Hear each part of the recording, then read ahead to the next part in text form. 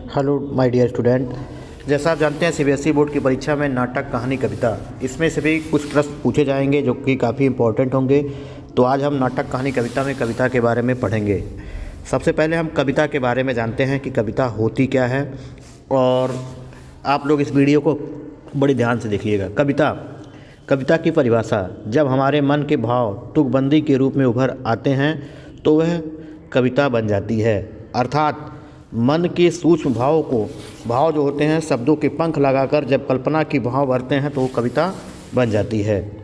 ठीक है, मन के सूक्ष्म भाव शब्दों के पंख लगाकर जब कल्पना की उड़ान भरते हैं तो कविता बन जाती है।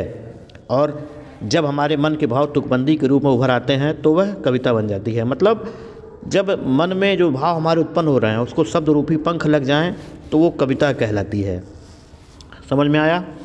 अब कविता के उपकरण, कविता कैसे बनती है, इसको आप लोग ध्यान से समझिए। अगर आपने इस वीडियो को पूरा अंत तक देख लिया तो आपको सब कुछ समझ में आ जाएगा कविता होती क्या है, कविता में क्या क्या होते हैं। तो कविता में सबसे पहले शब्द और भाषा होती है। कविता में हमेशा ऐसे शब्दों का प्रयोग करना चाहिए जो लोगों के दिलों को छू जाए। मतलब कविता ऐसी होनी चाहिए जो लोगों से जुड़ा हो और लोगों के मन को और दिलों को छू जाए।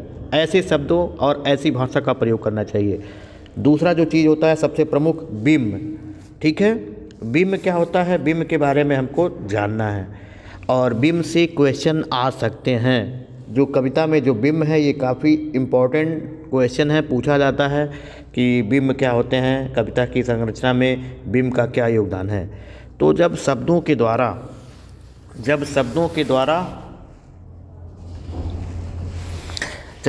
द्वारा हमारे मन में जो चित्र बन जाते हैं तो उसे हम बिंब कहते हैं। जब शब्दों के द्वारा हमारे मन में चित्र बन जाएं तो उसे हम बिंब कहते हैं। मतलब जैसे ही शब्द हमारे सामने आए और वो चित्र हमारे मन मस्तिष्क पर, पटल पर चलने लगे तो उसे हम बिंब कहते हैं। जैसे अध्यापक ने बताया कि बारिश हो रही है, बिजली चमक रही है, और हमारे मन में वो चित्र बन गया। जैसे अध्यापक ने बताया कि बारिश हो रही है तो हमारे मानस पटल पर वो चित्र बन जाए तो वही बिंब होता है।